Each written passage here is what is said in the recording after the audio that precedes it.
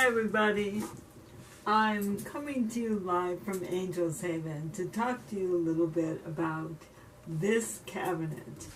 And here's why. The other day I posted a number of pictures on Facebook on the Park Delta Bay page about the open house that we had. Among those pictures was a picture of the inside of my house. People were touring it that day, and we had a lot of people here. And it was just one of many pictures included in that album that I published on the Park Delta Bay Facebook page. Someone posted a comment saying this piece of furniture needed to go out of the tiny house, that it was not proper to be in a tiny house, and that everything in it should be gotten rid of. And I was a little surprised by the vehemence of that post, and I posted a very mild note saying that the house in question was mine, and that this particular piece was a very loved piece, and that everything in it was something that I used. So I thought I would do a little video about this piece and what I keep in it, and what it's like to go tiny without really being a minimalist. So this piece was a secretary, is a secretary. It belonged to my mother-in-law when I was married. When my father-in-law passed away, my mother-in-law passed away first. When my father-in-law passed away, this was gifted to me from his things. I used it all the time in my house, and I really like it. When I designed the layout of my tiny house, I told my builder that I wanted a space for this piece of furniture.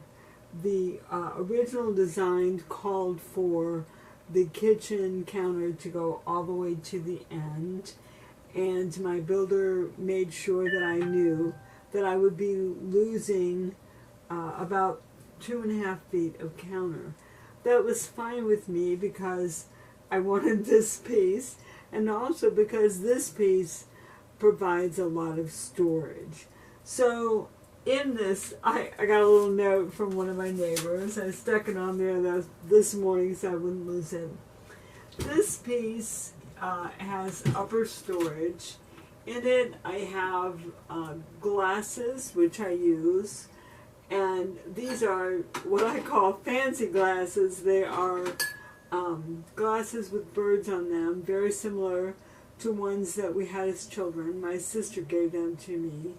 And when I decided what I wanted to keep, obviously I had to have drinking glasses, and I decided I would rather keep drinking glasses that also had a sentimental purpose, but that I do use. And then these are everyday glasses. So I drink out of these glasses. I serve people out of these glasses. In my house in Kansas City, I had red wine glasses, champagne glasses, white wine glasses, and then a bunch of generic wine glasses. I had maybe 40 wine glasses. I kept 12 wine glasses, which are small, because I like small glasses. You can see my drinking glasses are also small, but they're very useful. I have visitors over. We live in wine country. I have wine glasses. I did keep 1, 2, 3 vases. I probably could only have one, but I have enough room for all 3 of them. If I needed room, I would get rid of 1, or maybe even 2. I kept 1, 2 platters. I had a lot of platters, but I only kept 2. And then these are decorative bowls that also are functional. I serve berries out of these bowls. There's a water pitcher up here, which I use, and a water pitcher down here. Now, I don't need 2 water pitchers. If I didn't have room for them, I would get rid of them. I happen to like both of them. This picture is identical to one that my mother had. Again, I don't need 3 pictures, but I have room for them. If I wanted to get rid of them, I would. If I didn't have room for them, I would choose one. Probably I would keep this one. But I have room for them. I went tiny. I didn't necessarily go minimalist. I like having things. You've seen my house. I have a lot of art. If I were a minimalist, I would have gotten rid of all this art. Now, this cabinet opens. I don't use it. I did use it as a desk at home in my big house. I don't use it as a desk here. I could. This part slides out. I do have office supplies in here that I use all the time. I have a desk upstairs in my writing loft. It has a full supply of office supplies, but these are like scissors and tape, or flashlights. We do have brownouts here occasionally, so I need to have a flashlight handy. There are candles here for the same reason. I live on the river in a park. We do occasionally have blackouts or brownouts. When the windy and rainy season comes, we do need to have those. I am a person that does not like paper napkins. So these drawers, these are my placemats, and this drawer is my napkin drawer. And there are a couple of small tablecloths in here. And in the bottom are just some things that I needed to keep nice and tidy, and they go in the bottom drawer. So as you can see, this is a beautiful, cherished piece of furniture. I allowed room for it in my design. I use what's in it.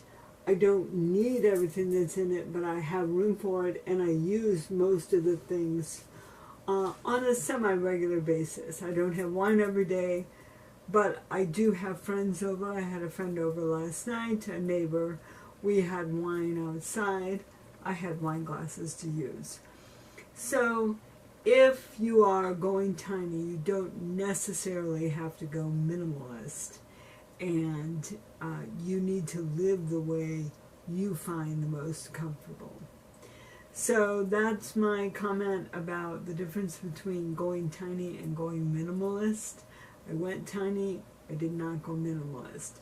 You choose which you want to do. So thanks for spending a minute of my tiny life with me. I'm going to duck out of the line of sight and turn off the video. I don't have a clicker. I wish I did. But I enjoy making these videos, and I hope you enjoy watching them. And as I said, thank you for spending a minute of my tiny life with me, and I will see you next time.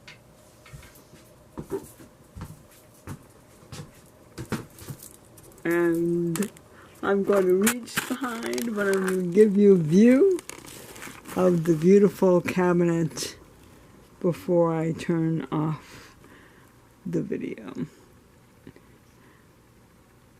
Take care.